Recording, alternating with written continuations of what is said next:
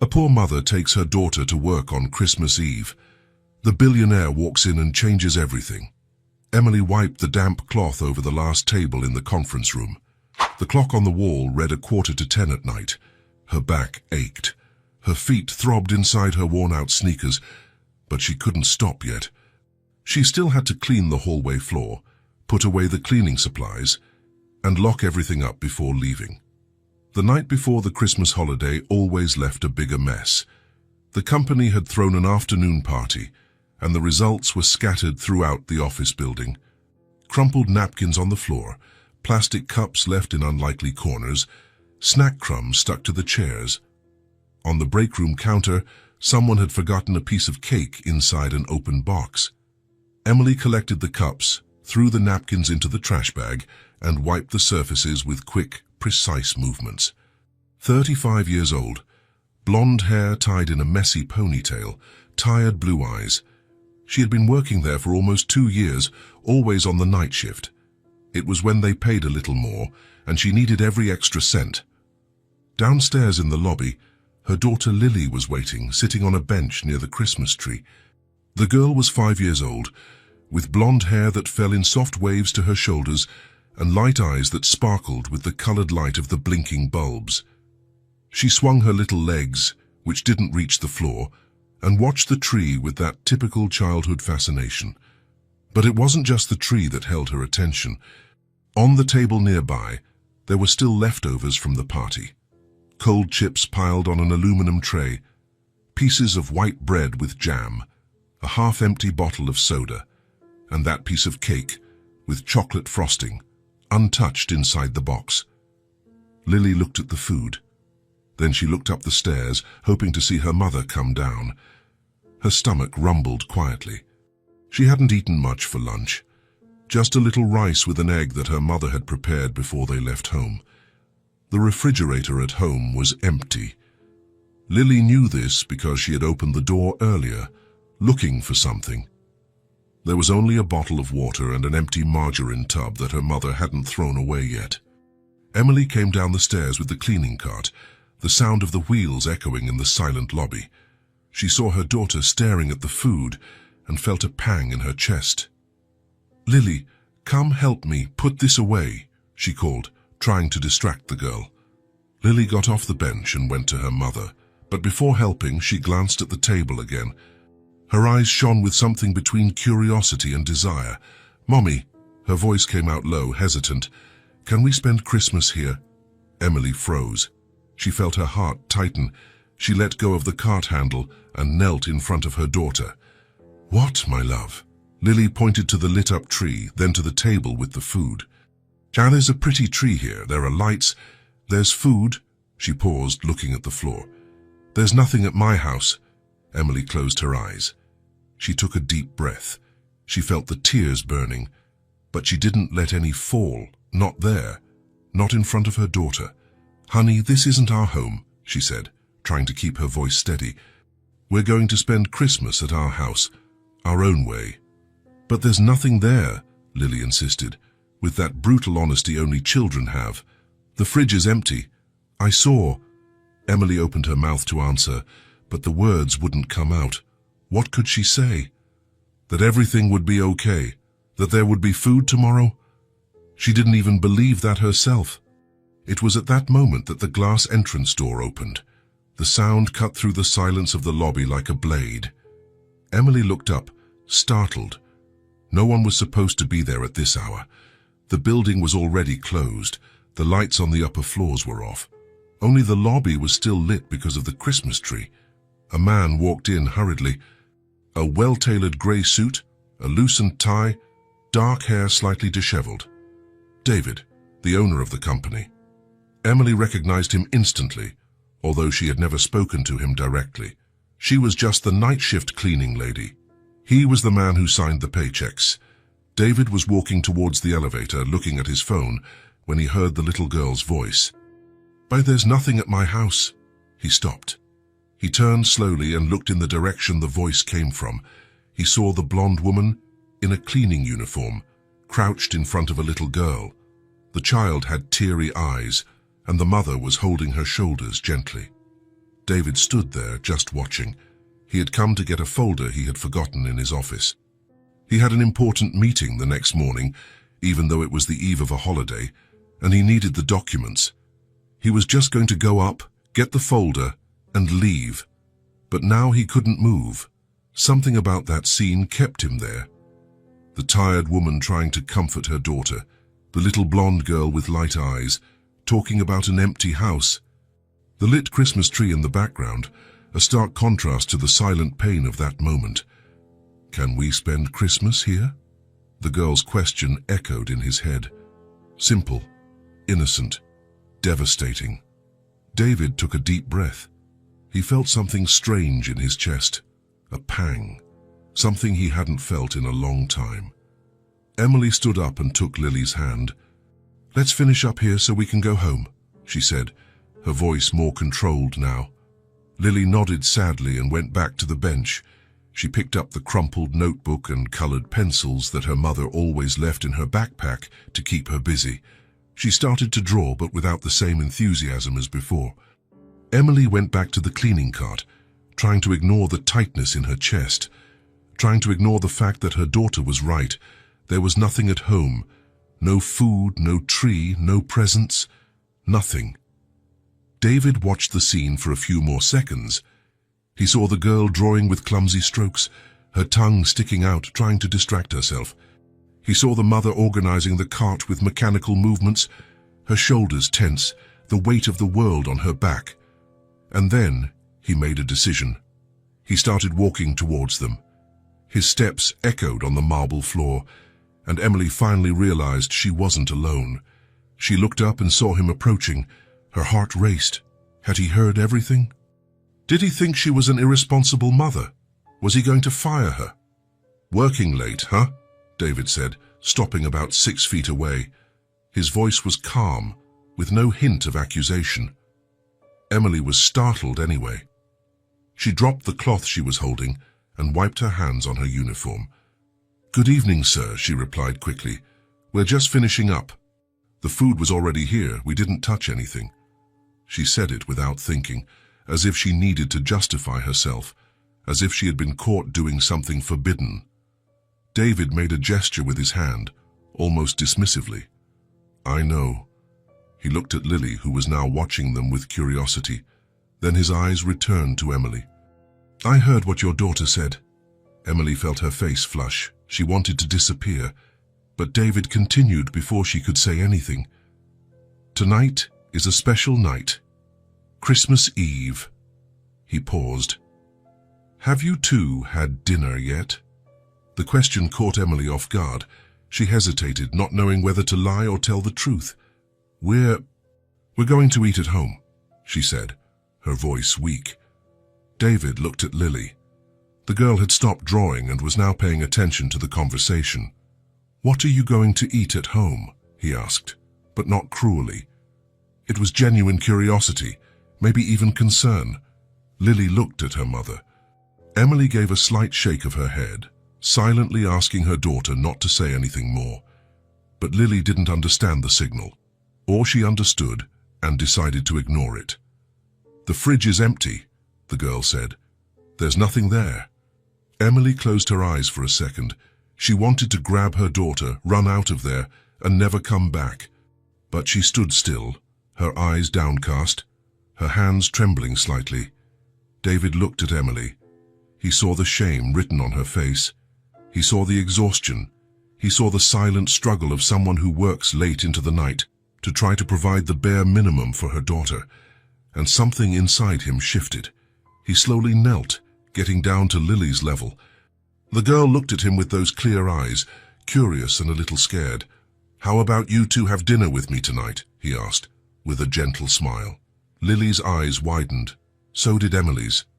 "Sir, you don't have to," Emily started, but David interrupted her with a polite gesture. "I know I don't have to," he said, standing up and looking at her, "but I want to. It's Christmas Eve.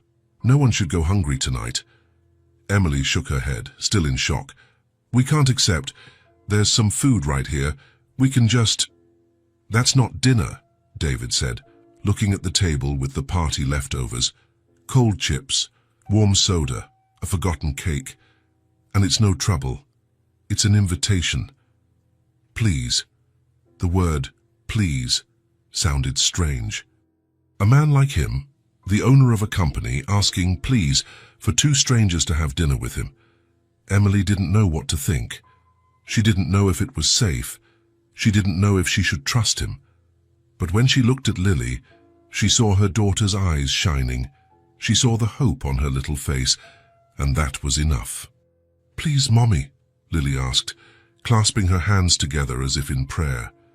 Emily looked at David, then at her daughter, then back at David. He didn't seem to have any ulterior motives. He just seemed lonely, tired. Someone who, for some reason, wanted to do something good that night. Emily took a deep breath. "Okay," she said, her voice barely a whisper. "We accept." Lily did a little happy jump, dropping her notebook and pencils on the bench. David smiled, and this time it was a genuine smile that lit up his face in a way Emily hadn't expected. "Great," he said. "I live on the top floor of this building. We can go up right now." Emily blinked, surprised. She didn't know he lived there.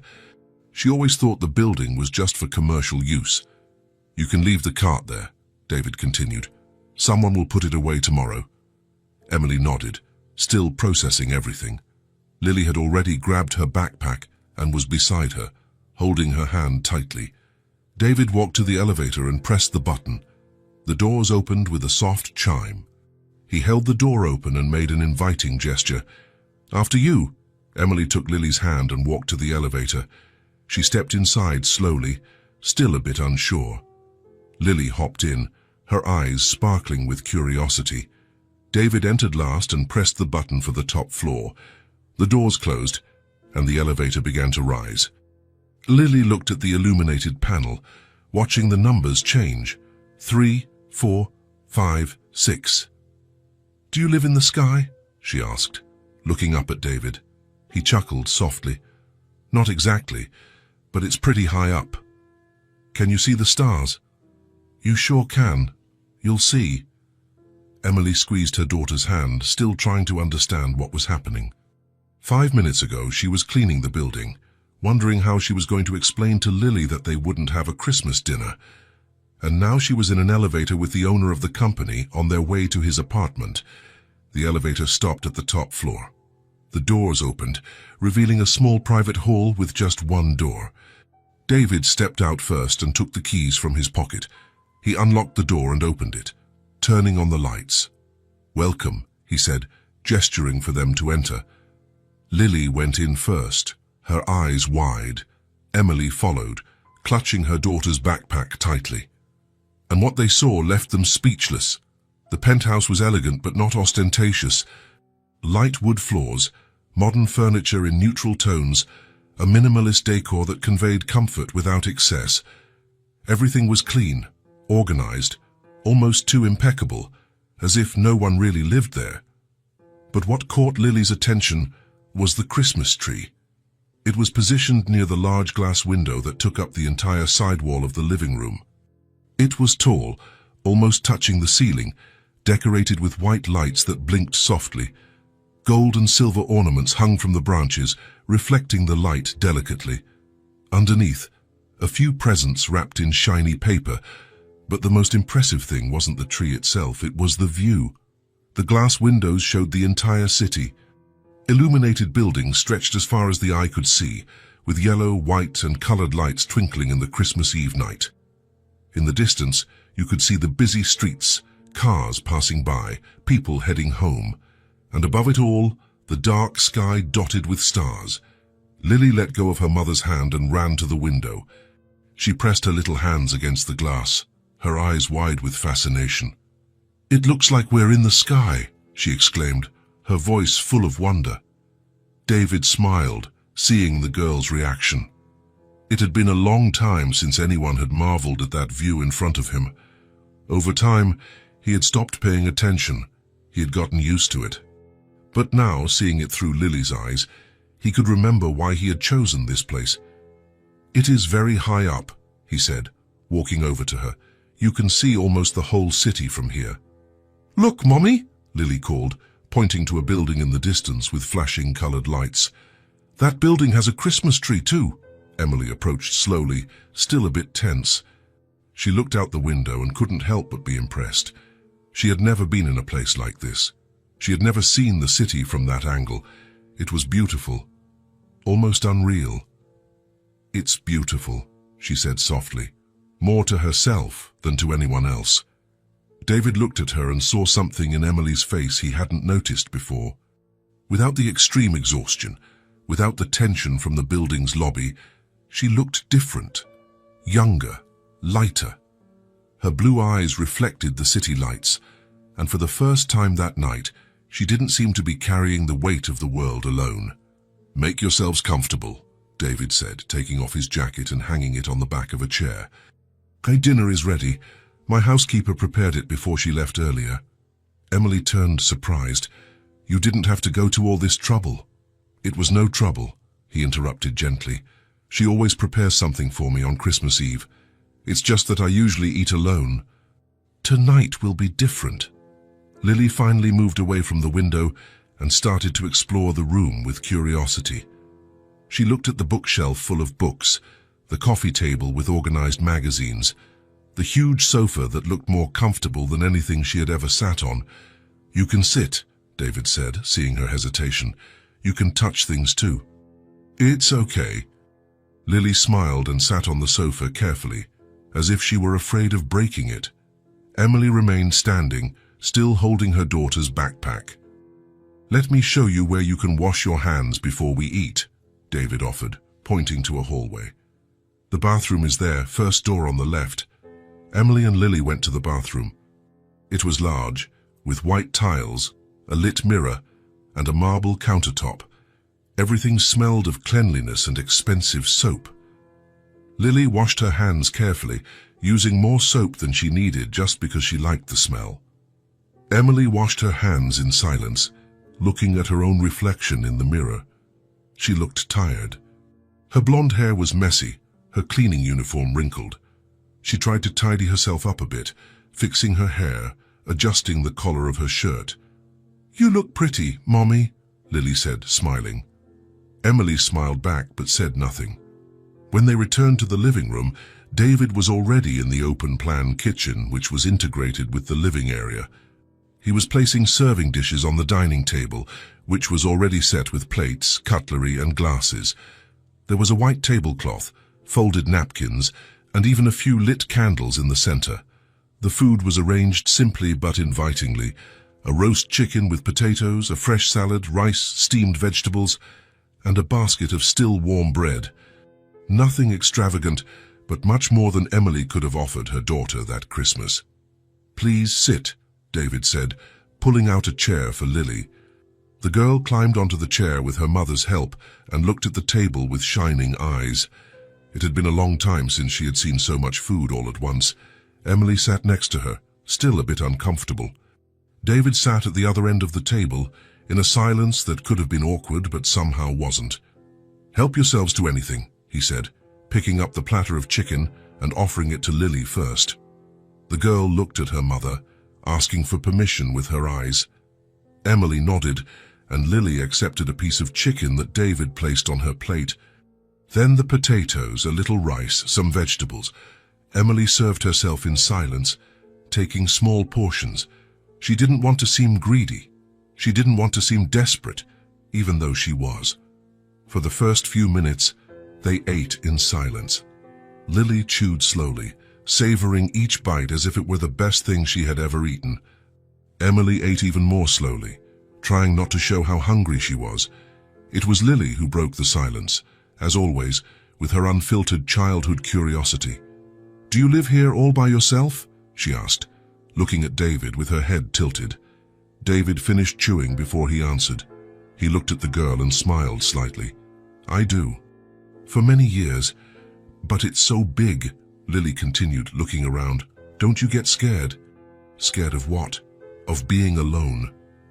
The question was so simple, so direct, that David was speechless for a few seconds. Emily looked at her daughter with a mix of embarrassment and pride.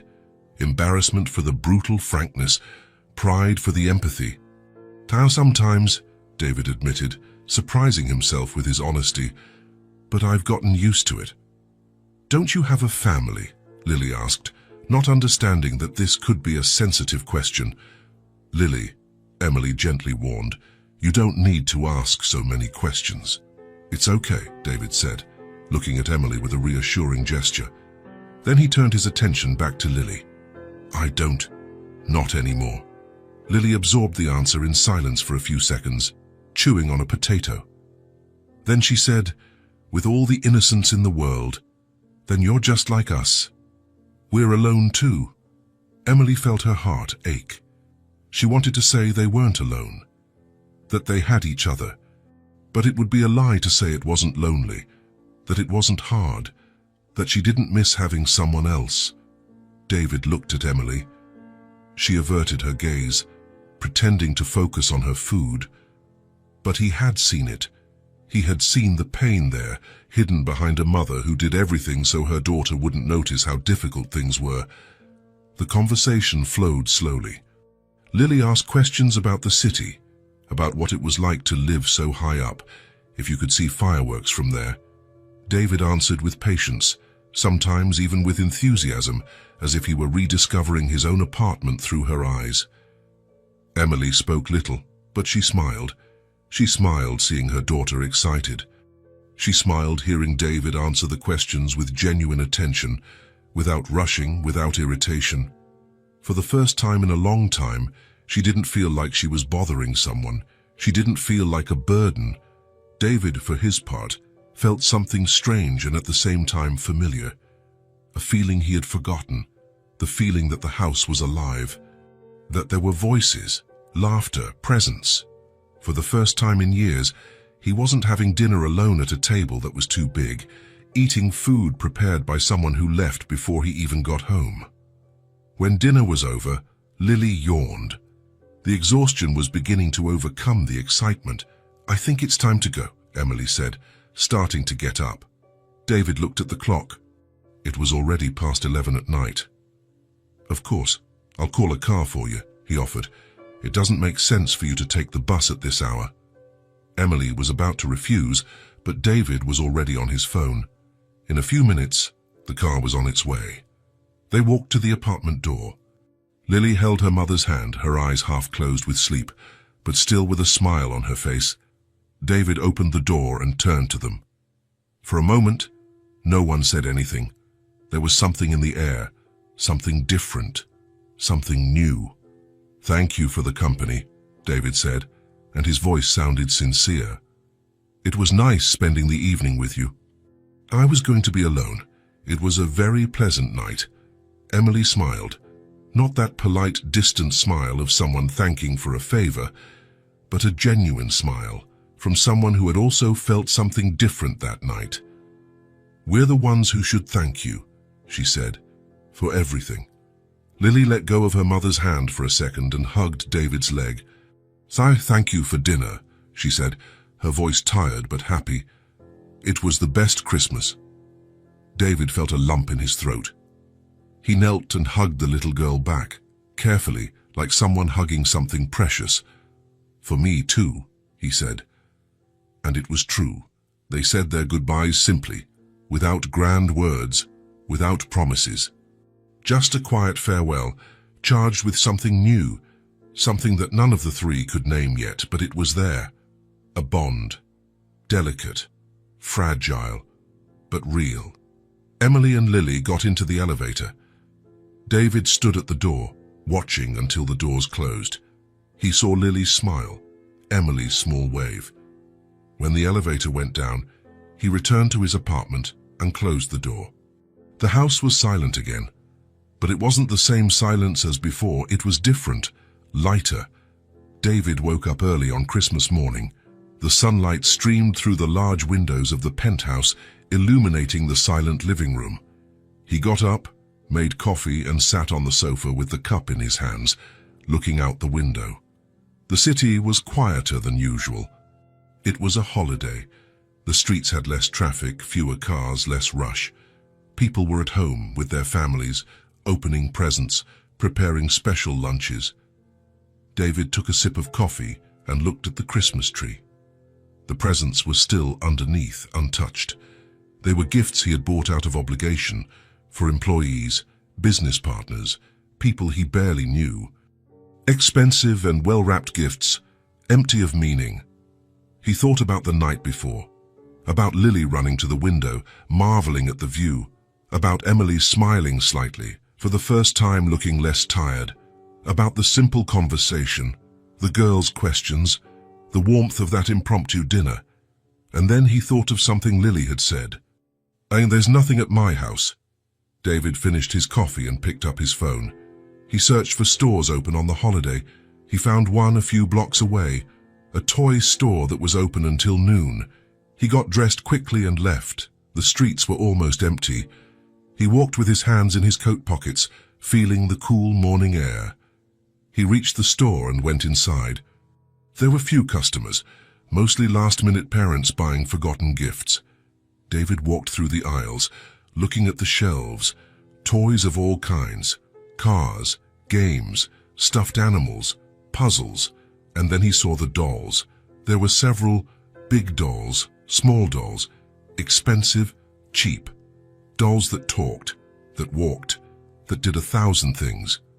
But David was looking for something different, something simple, something a 5-year-old girl could hug and take everywhere. He found a rag doll with braided brown hair, a blue dress, and a stitched smile on its face. Nothing sophisticated, nothing electronic, just a simple doll, the kind that seemed made to be loved. He took the doll and went to the checkout. He paid, asked for it to be wrapped in colorful paper with star designs, and left the store. He returned to the building with the present under his arm. He didn't know if Emily and Lily would be there. He didn't know if they worked on the holiday. But something inside him told him to go to try. When he reached the building, he saw the lobby door was open. He went in and looked around. The place was empty, silent. The Christmas tree was still there, the lights off now in the daylight. And then he heard a voice. "David." He turned and saw Lily running towards him. The girl was wearing a simple dress, her blonde hair loose, her clear eyes shining with joy. Emily followed behind, carrying a bag with cleaning supplies. "Hi," David said, smiling as Lily stopped in front of him, breathless from running. "You came," she said, as if it were the best surprise in the world. Emily approached, a little sheepishly. "We came to get some things we forgot yesterday," she explained. "I didn't know you'd be here." "I came looking for you," David admitted. He looked at Lily and held up the wrapped package. "I brought something for you." Lily's eyes widened. She looked at the package, then at her mother, as if asking for permission. Emily hesitated for a second, but then nodded. "You can open it," David said, holding out the gift. Lily took the package carefully, as if it were fragile. She sat on the floor right there and began to tear the paper with enthusiasm. Emily watched, her eyes shining. When Lily took the doll out of the packaging, her face lit up. "She's beautiful," she exclaimed, hugging the doll to her chest. David knelt in front of her. "I saw this doll and thought she was waiting for you," he said, with a soft smile. Lily didn't say anything. She just put the doll down for a second and threw herself into his arms, hugging him tightly. David was surprised, but he returned the hug, feeling something warm spread through his chest. Emily approached, her eyes misty. "You didn't have to," she said, her voice choked with emotion. "You've already done so much." "I wanted to," David interrupted, standing up. "I really did." Emily smiled. She didn't have enough words to thank him, so she just said, "Thank you." Lily got up from the floor, holding the doll in one hand and the crumpled wrapping paper in the other. "What should I name her?" she asked, more to herself than to anyone. "Faki, you'll find a name," David said. Then he looked at Emily. "Have you had lunch yet?" Emily shook her head. "Not yet." "How about we go for a walk? There are some streets around here that are beautifully decorated for Christmas. We can walk a bit and then get something to eat." Emily looked at Lily, who was already nodding in agreement before her mother could even answer. "Okay," Emily said, smiling. "Let's go." They left the building together. The morning was clear, the sun was shining, and there was a sense of peace in the air. David walked beside Emily, while Lily went a little ahead, talking to the doll as if she were an old friend. The streets were decorated with colored lights, garlands hanging from the lampposts, and decorated trees on every corner. Lily stopped at each decoration, showing the doll, explaining everything with that childish excitement. "She's happy," Emily commented, watching her daughter ahead. "You deserve to be happy too," David said, without much thought.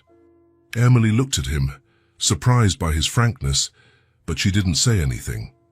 She just smiled slightly and continued walking. They passed a square where a nativity scene was set up. Lily stopped to look, pointing out each figure, asking who was who.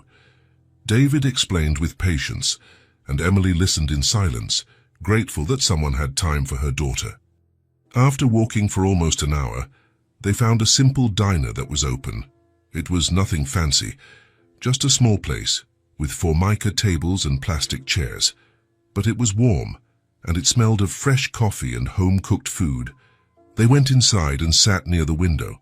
Lily placed the doll on the chair next to her, as if she were part of the family. David ordered sandwiches, fries, and juice for everyone. Nothing expensive, nothing over the top, just a simple lunch. While they waited, Lily told stories to the doll. Emily talked with David about small, everyday things. He asked how long she had been working as a cleaner.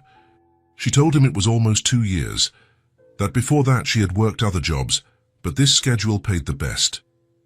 David listened attentively. He didn't judge. He didn't ask invasive questions. He just listened. The food arrived, and they ate calmly. Lily shared some fries with the doll, placing little pieces in front of it and pretending it was eating too. David laughed, and Emily did too. After lunch, David took out his phone and asked if he could take a picture. Emily hesitated, but Lily was already posing, holding the doll in her lap. David took a few pictures. Lily with the doll, Emily and Lily together. And then a waiter offered to take one of the 3 of them together. David accepted. They posed, Lily in the middle, holding the doll, Emily on one side and David on the other. The waiter took the picture, and David looked at the phone screen. It was a simple picture, but beautiful. Everyone was smiling. Everyone looked like a family. He sent the picture to Emily's phone. She thanked him, putting the phone away carefully.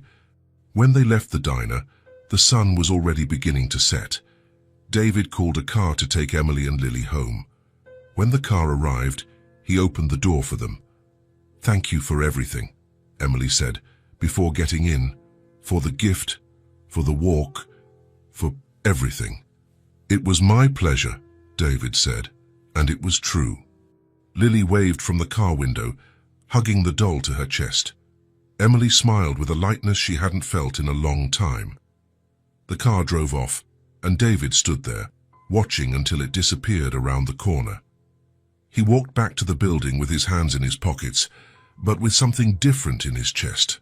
Something lighter, something warmer. Inside the car, Lily looked at the doll and smiled. "This was the best day ever," she said, resting her head on her mother's shoulder. Emily kissed her daughter's head and looked out the window, watching the city go by.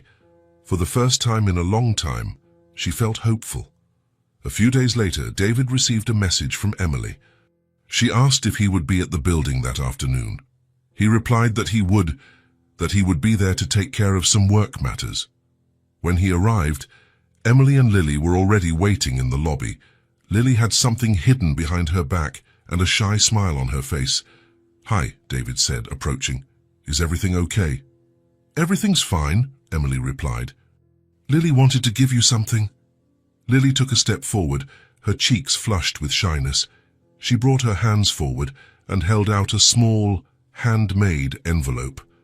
"I made this for you," she said, her voice soft. David took the envelope carefully.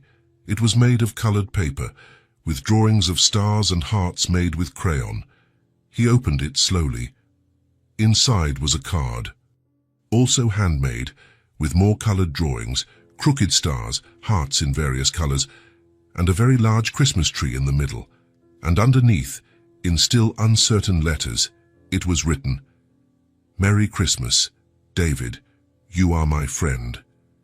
David stood still, looking at the card.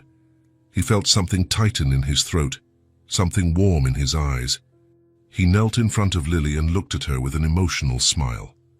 "This is the best gift I've ever received," he said, and his voice came out weaker than he expected. Lily smiled, relieved. "Really?" "Really," David confirmed, holding the card as if it was something valuable. Because it was the most valuable gift he had received in years. David went back to the penthouse with the card in his hands. He closed the door behind him and stood in the entryway for a few seconds, just looking at the empty apartment. The silence was deafening. He walked to the living room and placed the card on the coffee table, right in the middle, where he could see it.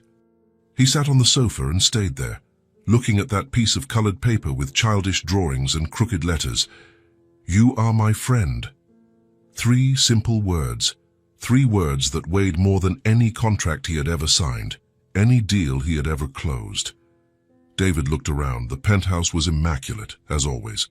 Everything in its place, everything clean. Everything organized, but empty. So empty. He got up and walked to the window. The city stretched out below, illuminated by the late afternoon light. People going home, families gathered, lives happening while he was there, alone, watching from a distance. How long had it been like this? How long had he just been watching life happen without really living? David leaned his forehead against the cold glass of the window.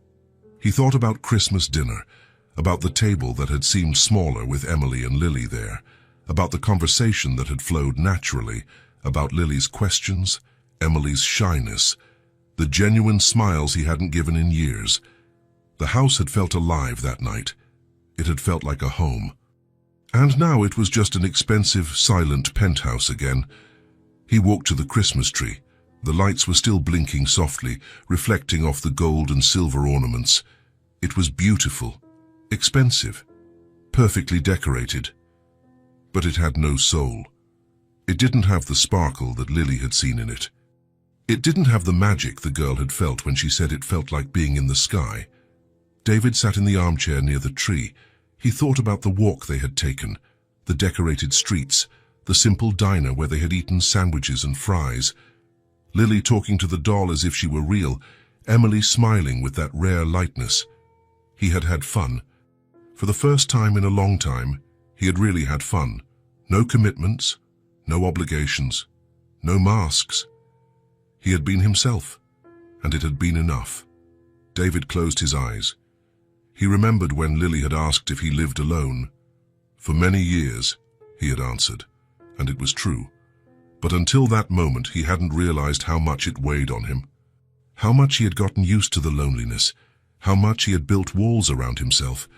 After a major disappointment years ago, he had decided it was safer to be alone, that it was easier not to connect with anyone, not to take risks, not to open up, not to feel. And it had worked for a while. He had dedicated himself to work. He had built a successful company. He had achieved everything he thought mattered. But what mattered now, the money, the expensive apartment, the business deals, none of that had filled the emptiness he felt at that moment. None of that had made the house feel like a home. David opened his eyes and looked at the card on the coffee table. That piece of paper made by a 5-year-old girl was worth more than anything in that apartment, because it had been made with care, because it had meaning, because it had love. He picked up his phone and opened the photo gallery. He looked at the picture they had taken at the diner. The 3 of them smiling, Lily in the middle, holding the doll. Emily on one side, him on the other. They looked like a family. And for the first time, David didn't feel scared of that thought. He felt something different. He felt a desire not to go back to the silence, a desire not to go back to the loneliness, a desire to have voices in the house, laughter, presence, life. He put his phone away and sat there. As the afternoon turned into night, the tree lights continued to blink. The city continued to live on below, and inside him, something had changed. Something deep, something irreversible. David didn't know exactly what he was going to do. He didn't know how he was going to do it. But he knew one thing for sure. He didn't want to go back to how things were before.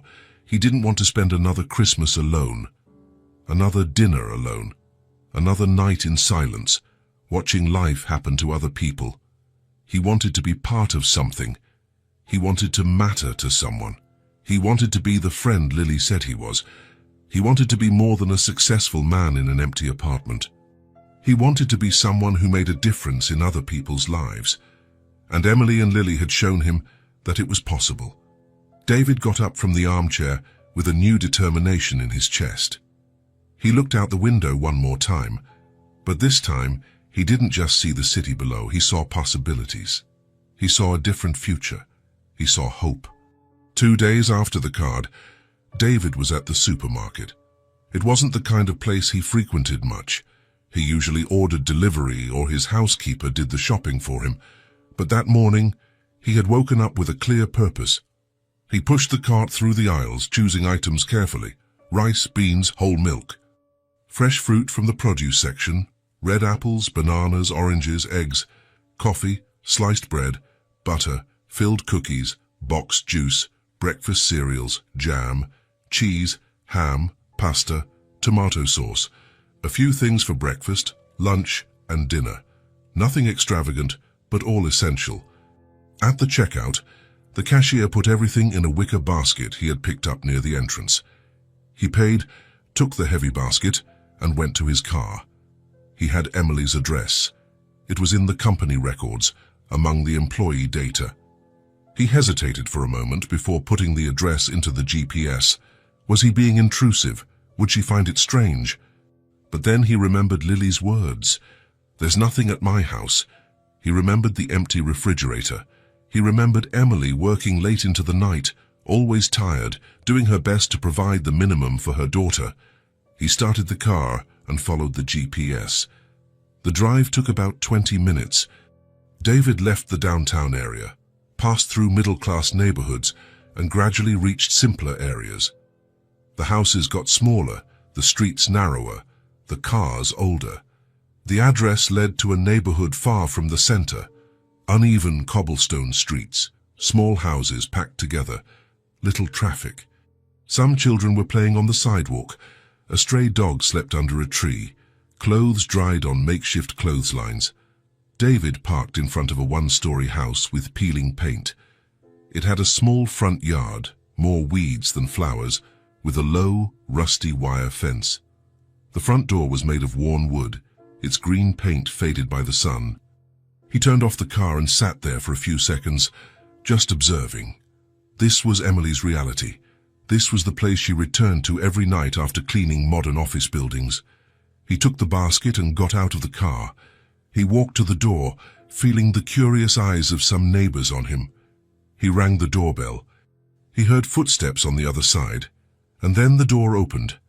Emily appeared, wearing a simple t-shirt and sweatpants with a small hole in the knee. Her blonde hair was tied in a messy bun. She had a tired expression, but when she saw who it was, her eyes widened. "David," she said, completely surprised. "What are you... How did you..." She looked at the heavy basket he was holding, then behind him at the car. "Sorry to show up unannounced," he said quickly. "I brought some things. I thought it might help." He lifted the basket a little higher. Emily looked at it, saw the groceries, the fruit, and her eyes began to shine with restrained tears. "You didn't have to," she said, but her voice came out weak, emotional. "I know, but I wanted to." Emily stood there for a few more seconds. Then she opened the door completely and gestured for him to come in. "Please, come in." David entered, and the contrast with his own home was immediate. It was small, very small. The door opened directly into the living room, which couldn't have been more than 100 square feet. An old sofa with a floral blanket covering the tears in the upholstery, a coffee table with scratches and stains, an old television on a makeshift stand made of wooden crates. The living room connected directly to a tiny kitchen. A small sink, a two-burner stove, an old and noisy refrigerator, a cabinet with misaligned doors, a scratched wooden table with 3 mismatched chairs. There were 2 doors, one to the bedroom, another to the bathroom. That was it. But despite the obvious poverty, everything was clean, tidy. The floor was swept. There were no dirty dishes in the sink. Emily maintained this place with dignity, despite everything. And there was life there. Lily's drawings taped to the refrigerator, the doll he had given her sitting on the sofa, an open coloring book on the coffee table, colored pencils scattered about. There was love there, even with so little. "Lily," Emily called. "Come see who's here." Lily came running from the bedroom, barefoot in a faded floral dress. When she saw David, her face lit up. "David!" she shouted, running to him with open arms. David quickly placed the basket on the table and knelt to receive the girl's hug. She threw herself at him with that childish intensity. "Hi, little one," he said, smiling. "I brought some things for you." Lily let go and went to the table, standing on her tiptoes to see what was inside. Her eyes grew wider and wider. "Mommy, look, there are bananas, and cookies, and juice." Emily began to take the items out of the basket, one by one, her hands trembling slightly. She placed each thing on the table carefully. Rice, beans, milk, fruit. "Eggs, coffee, this is too much," she said, her voice choked with emotion. "It helps so much, so much. Thank you." David just nodded. He didn't want her to feel ashamed. Lily had already found the package of filled cookies and was holding it with both hands, looking at her mother with hopeful eyes. "So you can open it," Emily said, smiling despite the tears in her eyes. Lily tore open the package with enthusiasm and bit into a cookie, closing her eyes in pleasure. It had probably been a while since she had eaten filled cookies. David and Emily exchanged a look. She smiled gratefully, but there was also shame there. "Would you like some coffee?" Emily offered. "I just made it." "I'd love some," David said. Emily got 2 mismatched cups and poured the coffee. "Shall we go outside?" she suggested, pointing to the back door. They went out to the porch. It was a tiny space, more of a concrete step than a porch. 2 white plastic chairs, already yellowed with age, and a view of the side street. Nothing compared to the view from David's penthouse, but there was something cozy about it. They sat side by side. Lily had stayed inside, sitting on the living room floor, carefully eating cookies and playing with the doll. They sat in silence for a few seconds, drinking their coffee. David watched Lily through the open door. The girl was talking to the doll, creating stories, giving different voices, laughing to herself. "She seems happy," David commented. "She is," Emily said with a sad smile. "Despite everything, despite having nothing, she still manages to be happy." David looked at her. He saw the tiredness on her face. He saw the dark circles under her eyes. He saw the calloused hands from so much work. He saw a woman who was at her limit, but who kept fighting. "Can I ask about her father?" he said, gently. Emily looked down at the coffee cup in her hands. She took a deep breath, as if preparing to tell a story she had told before, but that never got easier. "It was a brief relationship," she began, her voice low but steady. "We met at a bar. I had just moved to the city. I didn't know anyone. He was charming, funny, fun. He made me feel special." She took a sip of coffee before continuing. "We went out a few times. Nothing too serious. At least that's what I thought. But then I started to get attached. I thought it was something real, that he felt the same way I did."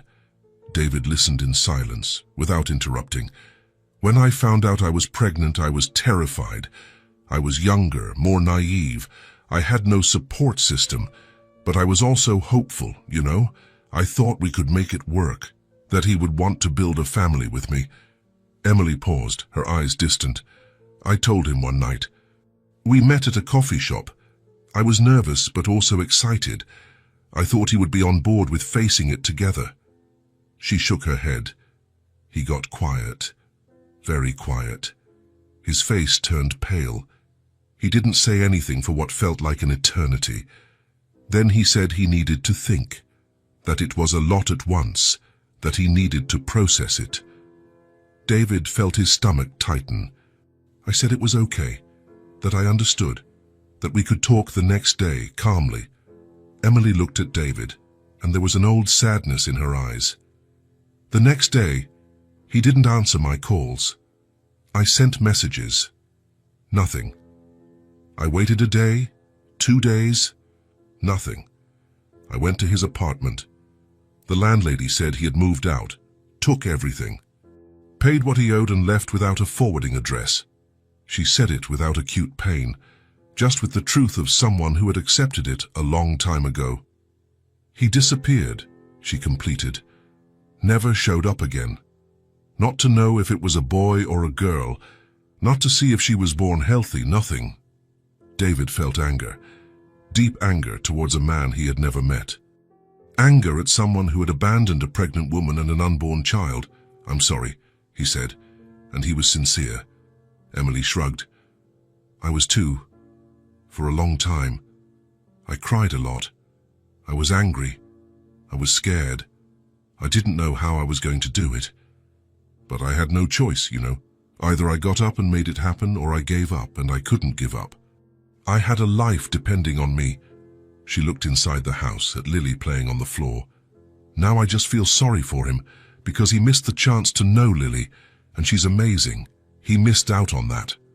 David looked at the girl again. Emily was right. Lily was amazing, full of life, curiosity, and love to give. You've done an incredible job with her, David said.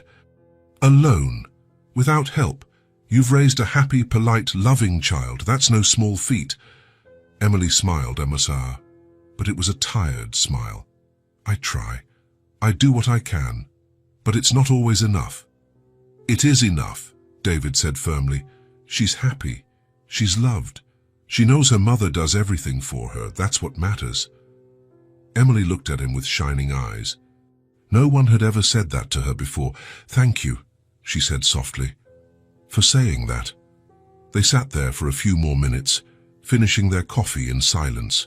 It wasn't an uncomfortable silence. It was a silence of understanding, of respect.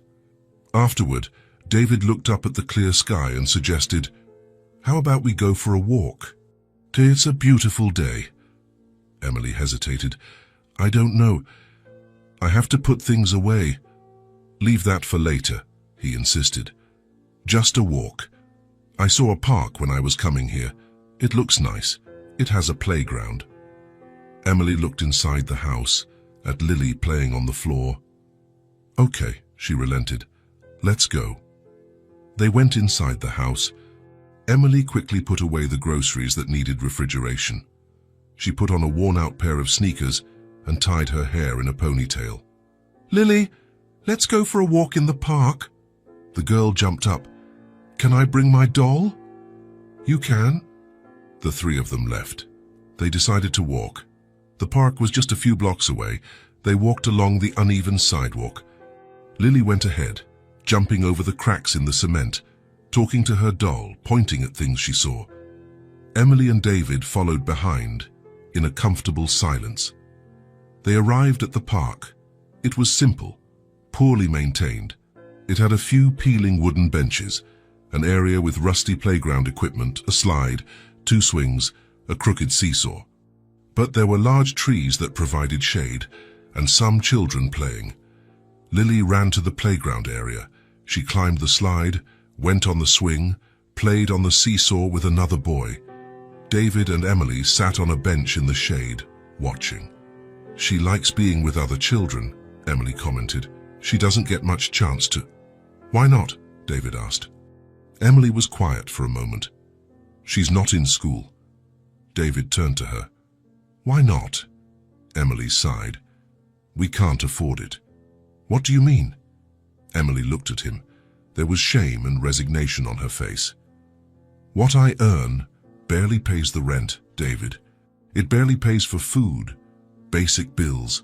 School has enrollment fees, supplies, uniforms, transportation. We just can't afford it. David felt his chest tighten. Lily should be in school, learning, playing, making friends. What about public school? He asked. There's a huge waiting list, Emily explained. I put her name down months ago. They haven't called yet. David looked at Lily. She was on the slide, smiling. She was smart, curious, full of potential. And she was out of school for lack of money. At that moment, Lily came running up to them, breathless. I want to go to school, she said. Emily looked down. David saw the pain on her face. Soon, my love, Emily said, trying to sound confident. But when? Lily insisted. That girl over there said she goes to school. Emily had no answer. Lily waited for a few seconds, but when she saw that her mother wasn't going to respond, she shrugged and went back to play. David remained silent. He watched Lily running, playing, laughing. And then he looked at Emily, who had her eyes fixed on her daughter, with a look of helplessness on her face. Why isn't she enrolled? He asked again, more gently. Emily turned to him. I already told you, we can't afford it. I don't have the money for it. How much does it cost? Emily shook her head. David, I'm not going to accept anything else from you. You've already done too much. I'm not offering. I just want to know how much it costs. Emily hesitated. Then she named a figure. It was expensive for her. But for David, it was less than he spent on a business dinner. He said nothing. He just stored that information away. Emily seemed to realize what he was thinking. No, she said firmly. You've already done so much. I can't accept any more. I didn't say anything, David replied. But you're thinking it, Emily retorted. And I'm saying no. David didn't insist. But he didn't dismiss the idea either. They stayed there for another hour. Lily played until she was tired. When she started to yawn, Emily said it was time to go back. They walked back to the house. David walked them to the door. Thank you for today, Emily said. For the food, for the walk, for everything. It was my pleasure, David replied. Lily hugged his leg. Oh, see you later, David. See you later, little one. He went back to his car. But before starting the ignition, he sat there for a few minutes, thinking. Emily was alone. Lily was out of school.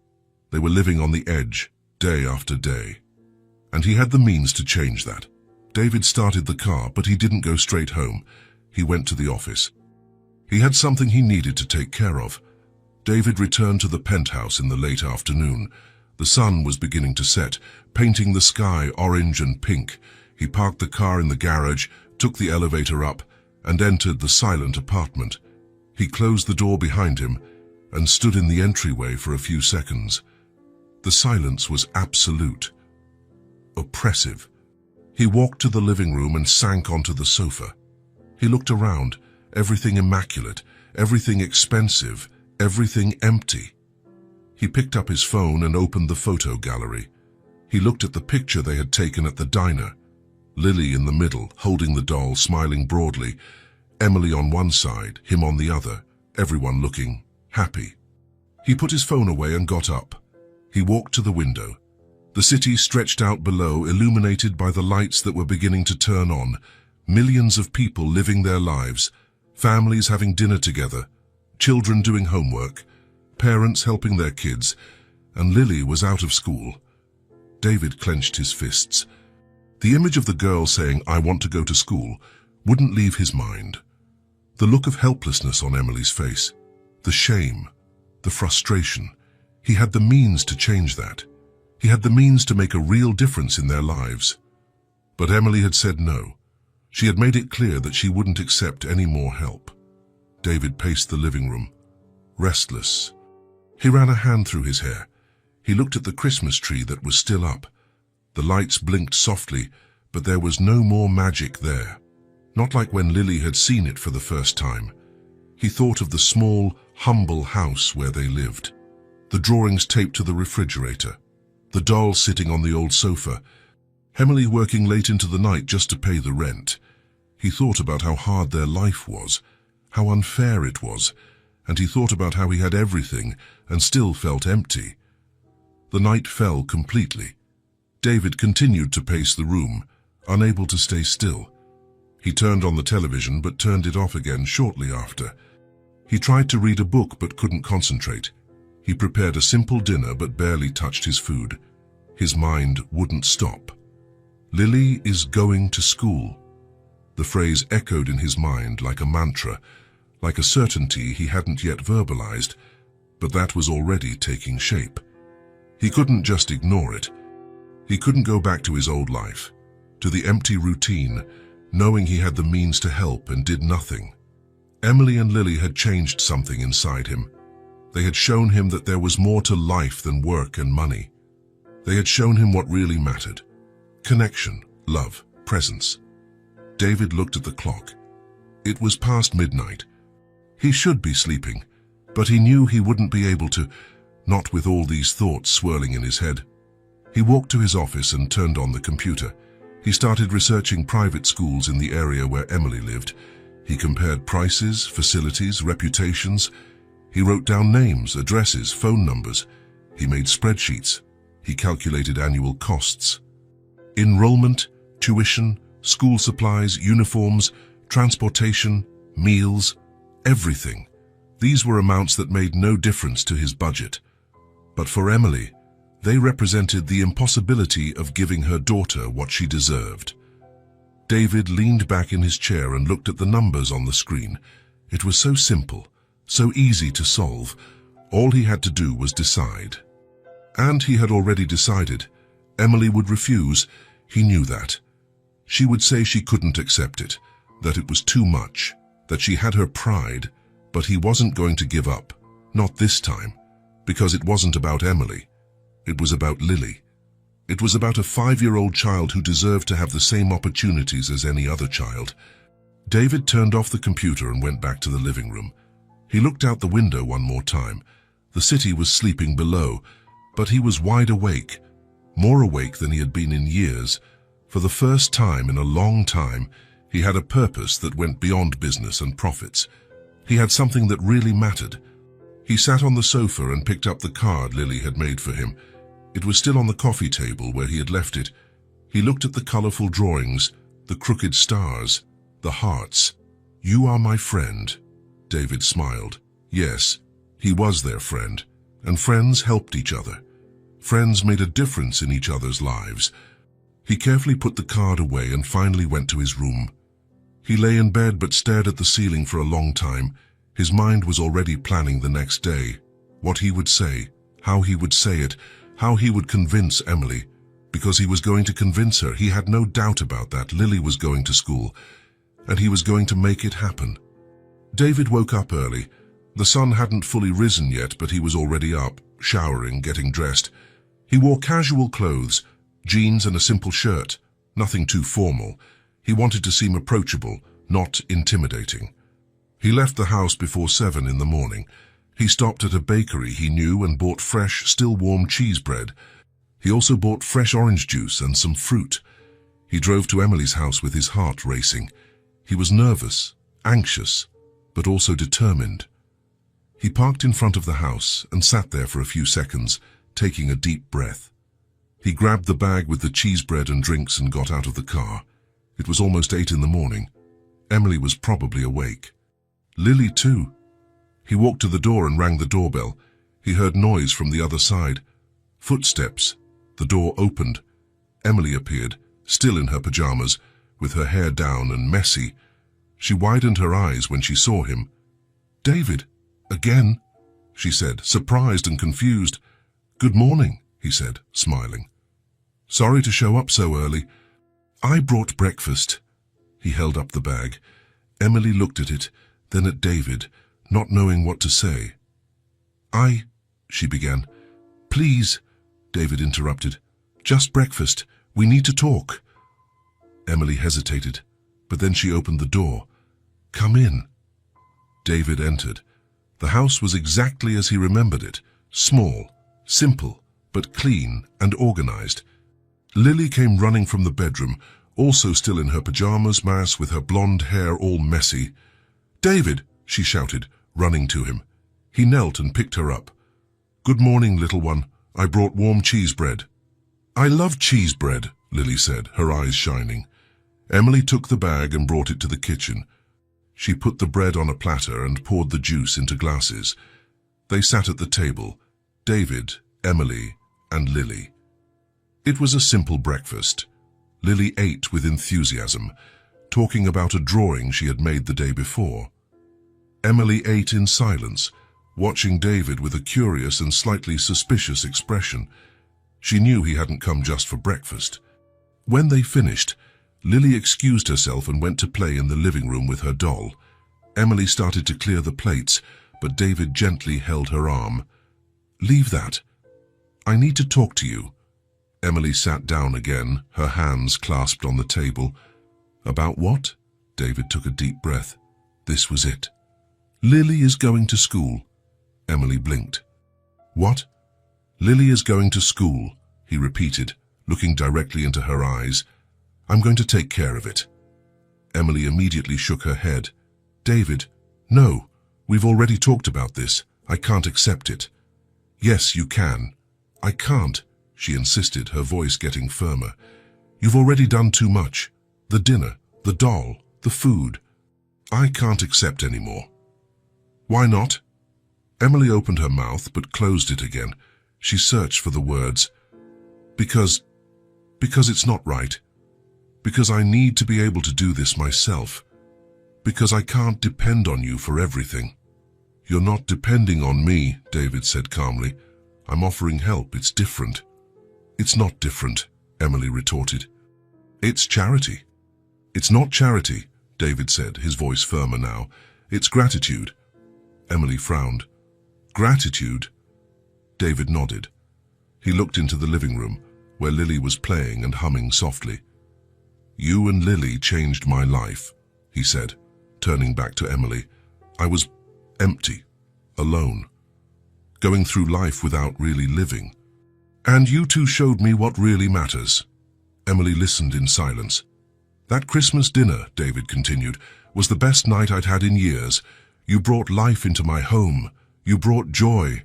You brought meaning." He paused. "That's priceless. And I want to give back, not because I feel sorry for you, not because I think you can't do it alone, but because I want to, because you deserve it, because Lily deserves to have the same chances as any other child." Emily's eyes were misty. "David, this isn't charity," he repeated, holding her hand on the table. "It's gratitude. It's friendship. It's doing what's right." Emily wiped away a tear that ran down her face. "I don't know what to say." "Say yes," David pleaded. "Say you'll let me do this, for Lily." Emily looked into the living room. Lily was sitting on the floor, combing the doll's hair with her fingers, singing a made-up song. She thought about everything she had been through, all the sleepless nights worrying about money, all the times she had to say no to her daughter, all the weight she carried alone, and she thought that maybe, just maybe, it was okay to accept help. "Okay," she said softly, almost in a whisper. David smiled. "Okay." Emily nodded, the tears falling freely now. "Okay, I accept, for Lily." David squeezed her hand. "Thank you." "I'm the one who should be thanking you," Emily said, her voice breaking. "You don't know what this means." "I do," David said. "It means a future, it means possibility, it means hope." At that moment, Lily appeared at the kitchen door, holding her doll. "Why is Mommy crying?" she asked, worried. Emily quickly wiped her tears and smiled. "I'm crying because I'm happy, my love." "Why?" David turned to her. Because you're going to school, little one." Lily's eyes widened. "Really?" "Really," David confirmed. "You'll get to learn to read, to write, to do math. You'll make friends, you'll get to play every day." Lily dropped the doll on the floor and ran to David. He stood up and picked her up. She hugged him with all the strength in her skinny little arms. "Thank you so much," she said, squeezing him tight, her little voice choked with emotion. David felt his heart tighten. He felt his eyes burn. He hugged the little girl back, carefully, tenderly. "I love you too," he said softly, and he realized it was true. He loved this little girl. He loved this woman who fought every day. He loved this small family that had come into his life unexpectedly and changed everything. Emily stood up and joined the hug. The three of them stood there, embraced in the small, simple kitchen, crying and smiling at the same time. They weren't tears of sadness. They were tears of relief, of hope, of gratitude. David had made a decision in the middle of the night. And now, with Lily in his arms and Emily by his side, he knew it had been the right decision, the best decision he had made in a long time, because it wasn't about money, it wasn't about charity, it wasn't about ego, it was about love, it was about making a difference, it was about being present in the lives of people who mattered, and Emily and Lily mattered.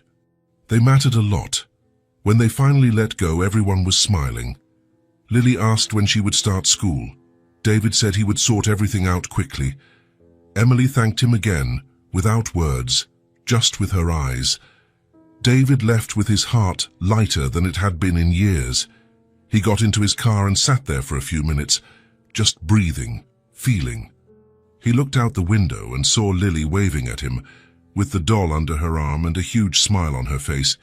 He waved back, and he knew, without a doubt, that this was just the beginning of something bigger, something true, something that would change all of their lives forever. David started the car and drove off. He had a lot to do. A school to visit, enrollment to complete, supplies to buy. But for the first time in a long time, he was excited about the work ahead, because it wasn't work. It was a mission. It was a purpose. It was love in action. In the following weeks, David kept his promise. He visited 3 different schools in the area where Emily lived. He talked to principals, saw the facilities, and analyzed the educational approach of each one. He wanted to make sure he was choosing the best place for Lily. He decided on a small, welcoming school with caring teachers and a colorful playground that he knew Lily would love. It wasn't the most expensive, but it had the best atmosphere. It seemed like a place where a child could be happy. He completed the enrollment. He paid the entire year's tuition in advance. He bought all the school supplies, notebooks, pencils, colored pencils, markers, glue, scissors, everything on the list. He bought 3 complete uniforms, new sneakers, and a backpack with a flower print that he thought Lily would like. When he brought everything to Emily's house, their reaction was exactly what he expected. Emily cried. Lily jumped for joy. The girl tried on the uniform right away, twirling around the small living room, hugging the backpack as if it were a treasure. She picked up the new notebooks, smelled the clean pages, and reverently ran her hand over the colorful covers. "When do I start?" she asked, her eyes shining with anticipation. "Monday," David replied, smiling. Lily counted on her fingers how many days were left. 3. Just 3 days. On Sunday night, she could barely sleep from so much excitement. On Monday morning, David stopped by their house very early. Emily had dressed Lily with great care, a pristine uniform, her blonde hair in 2 neat braids, the backpack on her shoulders. The girl was visibly nervous, but also excited. "Are you ready?" David asked. Lily nodded, holding tightly to her mother's hand. The 3 of them went together. David drove on with Emily in the passenger seat and Lily in the back, chattering non-stop about what she thought would happen at school. When they arrived, other children were entering, accompanied by their parents. Lily looked at everything with wide eyes, the colorful gate, the garden with flowers, the children in uniforms just like hers. A teacher greeted Lily at the classroom door. She was a young, friendly woman who knelt to the girls' level and introduced herself with a warm smile. "You must be Lily. I was waiting for you. Come, I'll show you to your desk." Lily looked back at her mother and David. Emily nodded encouragingly. David gave her a thumbs up. Lily took a deep breath and went inside. Emily and David stood there for a few seconds, looking at the door where the girl had disappeared. "She'll be fine," David said softly. "I know," Emily replied, but her voice was choked with emotion. "It's just that I never thought this day would come." David looked at her. He saw the silent tears streaming down her face. "It's here," he said simply. Emily wiped her tears and smiled. "Thank you, again, always." They went back to the car. David drove Emily home, but before she got out, he hesitated. "Can I say something?" Emily looked at him. "Of course." David chose his words carefully. "You still work as a cleaner at the building, right?" Emily nodded. "Yes. Why?" "I have an open position at the company." "A receptionist at the main headquarters." Emily was quiet, just looking at him. "It's a position with fixed hours," David continued. "From 9 to 6. No night shifts. A better salary than what you're earning now. Health insurance, meal vouchers, and there's room for growth. Training, promotions, things like that." Emily opened her mouth, but no sound came out. "You'd be great at it," David said. "You're organized, responsible, polite, and you'd be able to pick Lily up from school every day at the right time. You'd have weekends off. You'd have a more normal life." Emily finally found her voice. "David, I don't know what to say." "Say you'll accept." She shook her head, incredulous. "You've already done so much." "This is too much." "It's not too much. It's an opportunity you deserve." Emily looked down at her hands in her lap, hands calloused from scrubbing floors, hands chapped from cleaning products.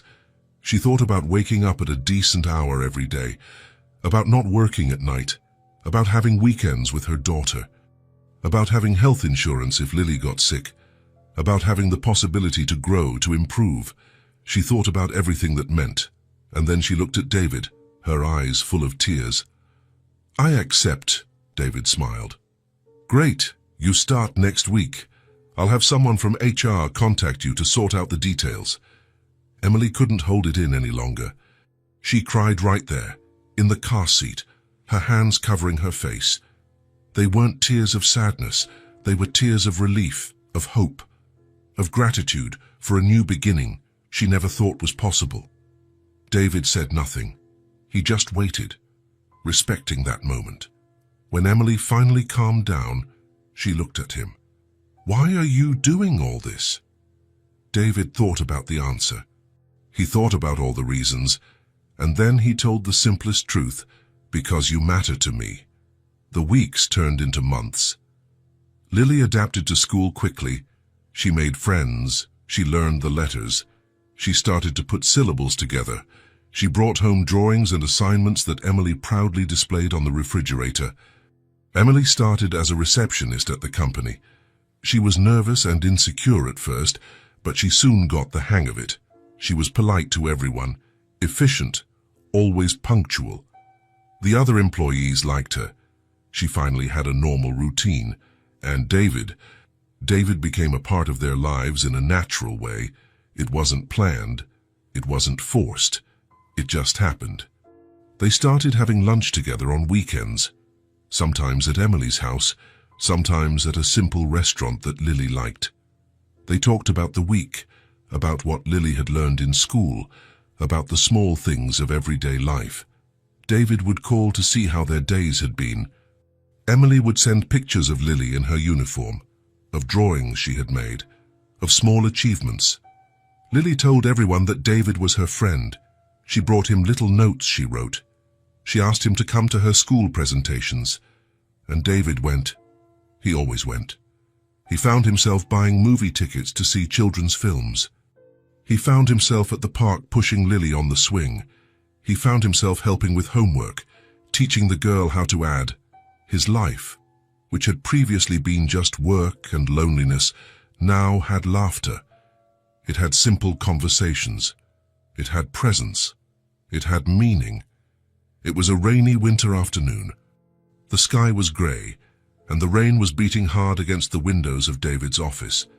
Emily had come up to drop off some documents. Lily was at school, so she had taken the opportunity to get some things done after her shift. "You can leave them on the desk," David said, looking at his computer screen. Emily placed the papers down and was about to leave, but then the rain intensified.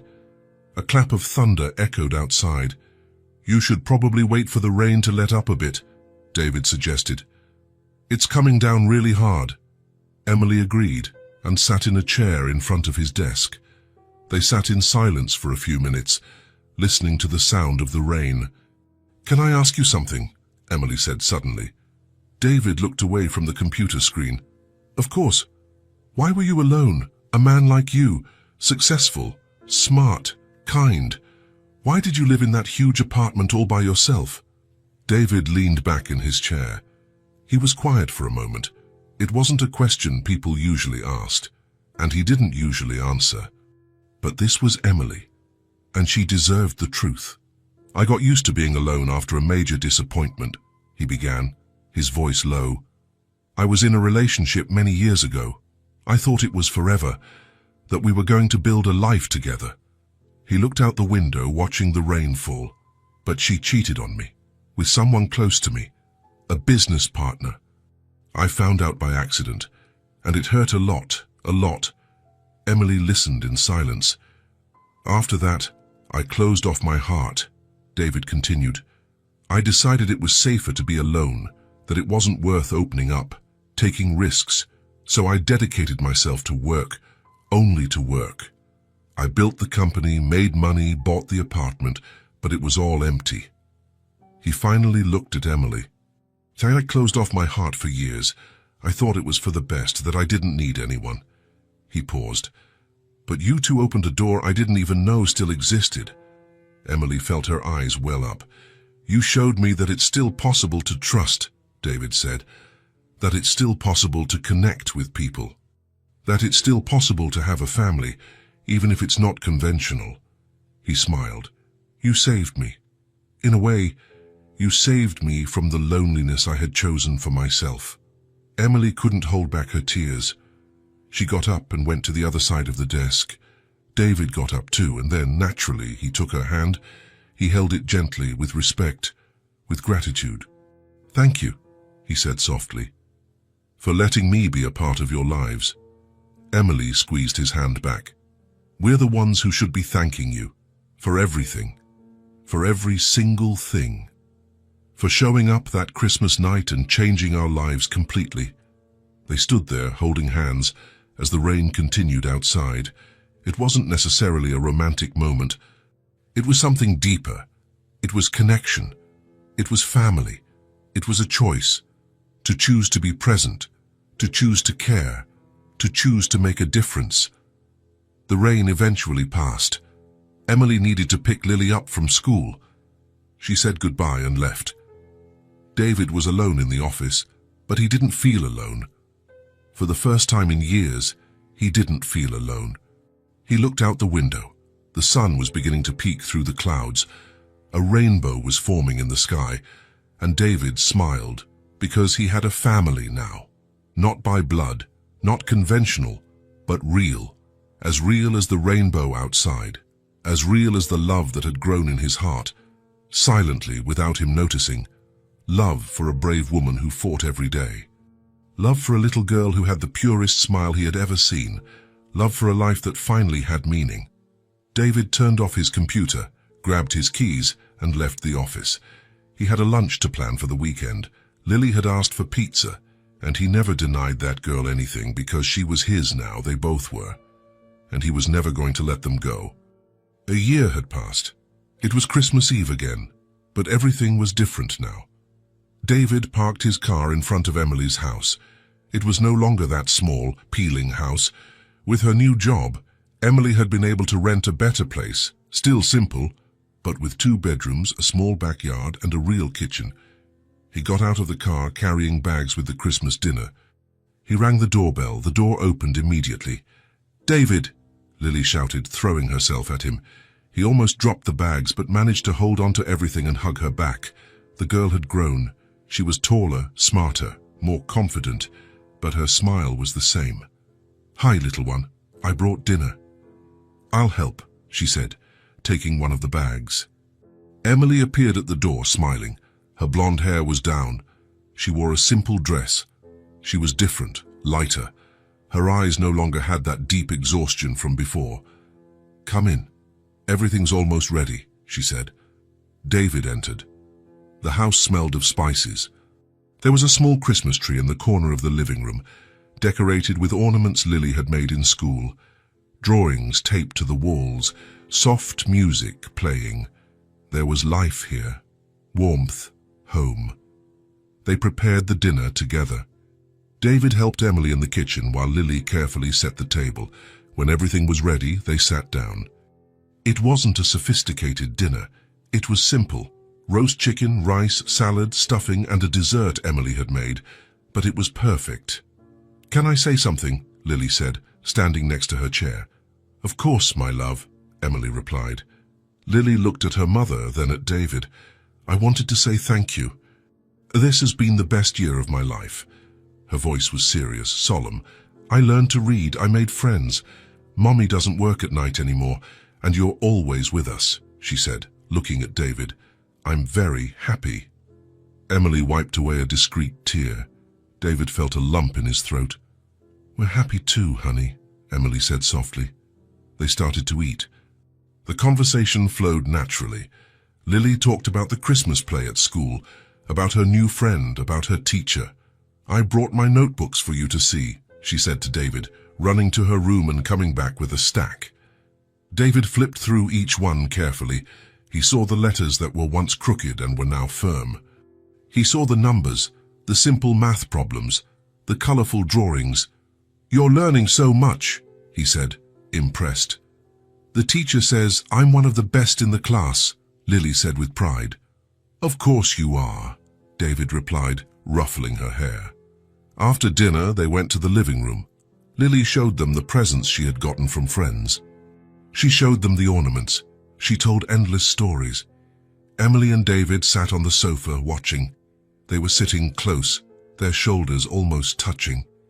"She's so different," Emily commented softly. "More confident, happier." "You're different too," David said. Emily looked at him. "Am I?" "You're lighter. You smile more. You seem at peace." Emily thought about that. "I am at peace, and for the first time in years I don't wake up worried. For the first time I can breathe." David smiled. "I'm glad." Lily started to yawn. Emily looked at the clock. "Someone needs to sleep," she said. "But it's Christmas," Lily protested, "and tomorrow is Christmas again." "You can enjoy the whole day if you sleep now," Lily grumbled but obeyed. She hugged David before going to her room.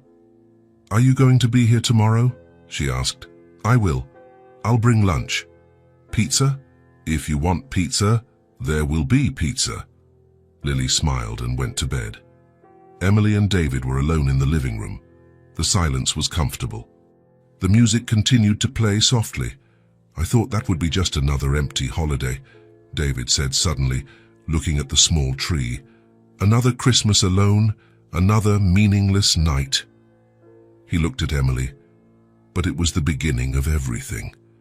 Emily smiled, her eyes shining. "Sometimes life changes on the simplest of days," she said softly. "And you never know when you'll meet the right people at the right time," David nodded.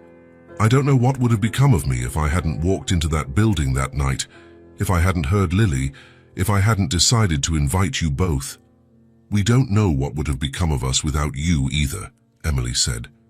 "You changed our lives completely. You changed mine too." They sat there for a while longer, just enjoying the moment. They didn't need words. They didn't need promises. They just needed to be there, present, together. When David finally got up to leave, Emily walked him to the door. "Thank you," she said, "for everything." "You don't have to thank me," David replied. "You two are the best thing that ever happened to me."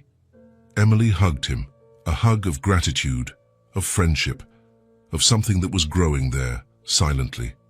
David got back in his car and looked at the house. He saw Emily waving from the door. He saw the light on inside, the small tree shining. And he realized he didn't want to go back to the empty penthouse. He wanted to be where there was life, where there was love, where there was family, but it wasn't time yet. They were building something, slowly, carefully, not like a conventional family, but as a choice to be present, to care, to be a part of each other's lives. A friendship born from empathy, from a lonely man who saw two people in need of help, from a proud woman who accepted for her daughter, from a little girl who had opened her heart without fear, and that had changed 3 lives forever. David started the car, but he took with him the certainty that he would be back the next day, and the day after that, and on all the days that followed.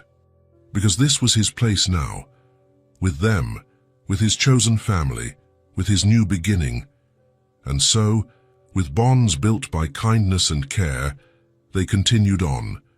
3 lives that met in a simple moment and never let go again. If this story touched your heart, subscribe to the channel and turn on notifications so you don't miss the next ones. Leave a like because it helps this story get recommended to more people. See you in the next story.